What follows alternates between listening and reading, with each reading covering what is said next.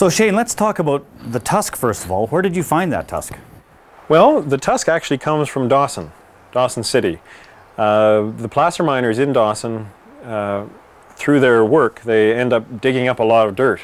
And because the Dawson area was never glaciated, the creatures and so on who died there were buried in the ground, and the ground covered them up, and the glaciers didn't scrape the dirt away, so there's an enormous amount of Ice Age material in the Dawson area. And so the placer miners come across tusks and bison and frozen miners from the gold rush and all kinds of things in their present-day mining efforts. Occasionally they come across a tusk that's as fine as this. I mean, it's complete from the bottom to the top. So it's a bit rare to come across something this nice. But that's where it came from. Tell me something about the size and the weight of the tusk. It looks pretty big. It is actually. It's a fairly good-sized tusk. It's 10.5 feet long, or for the younger Canadians, 3 meters and a bit, and weighs, oh goodness, in pounds, about 140 pounds. So tell me what it is you'll be carving on this tusk. Well, I hope to carve something of human history on the tusk in an abstract fashion. Because the tusk is a mammoth tusk, and the mammoth lived and died between 12 and 40,000 years ago, my thought for the millennium was that I would carve something of human history from the time this tusk was laid down to the present, and leave a little bit in the end for the unwritten future, as it were. And so I'm going to combine 4 themes. The first theme looks at human thinking, because humans are animals that can think and form thoughts and conceptions and so on. I'm going to symbolize the human thought process through a series of overlapping geometric shapes, similar to patterns on other carvings I've done, such as duality, or one I'm working on now called candle ice.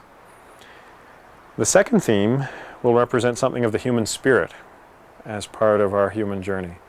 And I'll represent that through a series of sinewy, wavy kind of lines and shapes, similar to a piece that I did earlier called Celtic Confusion. Or in the piece Duality, there are 2 halves. One is the sort of spiritual half, which is sinewy, wavy. The other is the more intellectual thought process, right, left brain kind of thing. The third theme I'll use a pattern of human hands, interlapping, interwoven human hands, to represent our physical ability to manipulate the world. You know, through our opposing thumbs and through our hands, we've been able to build civilization as we know it. It also, hands come in handy for artists, and so that's important to me as well. So those 3 themes, plus the last theme, will involve inlaying gold flakes and nuggets in the cracks and fissures along the tusk. And the idea there is that the gold will represent money. And money has been important in human history as a way of exchanging human energy. I mean, we work for a living, and we exchange our life energy for money, in which we can then go and buy something or build something. And so that element of being able to abstract and to store and to exchange human energy through money will also be represented in the tusk. So those 4 themes together have shaped us as human beings and have enabled us to progress to where we are today. Now, how difficult is it to carve on a tusk like this? Is it very fragile? Is it like soapstone? What's it like to do the work? Well, that's an interesting question. The comparison, I guess, with a mammoth tusk would be an elephant tusk. And elephant ivory, as you know, is forbidden, it's rare, but it's also very nice to carve, and that's why people have been using it for centuries, because it's a solid object, and you can carve an enormous amount of relief and detail into ivory. This is like elephant ivory. It's a little bit different because first of all, it's older.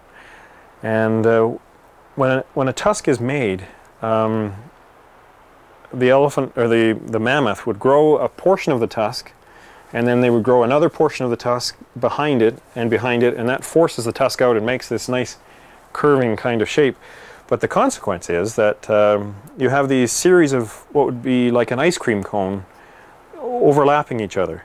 And over time, there's a kind of a natural glue that holds these ice cream cones together to form the tusk, and that glue deteriorates, and so the tusk tends to separate or delaminate or crack.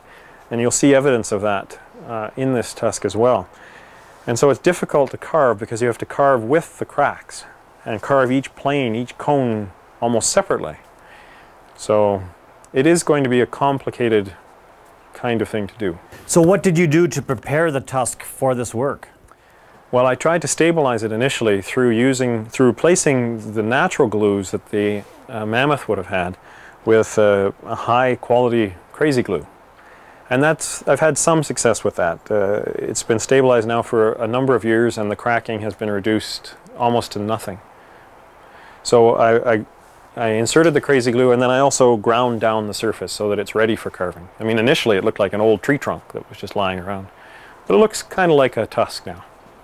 So you're taking this tusk to an art festival in Toronto. Tell us about that. Yes, the arts festival is called Northern Encounters, a circumpolar arts festival. And there'll be artists from across northern Canada and the circumpolar region of the world. There'll be visual artists, carvers, sculptors.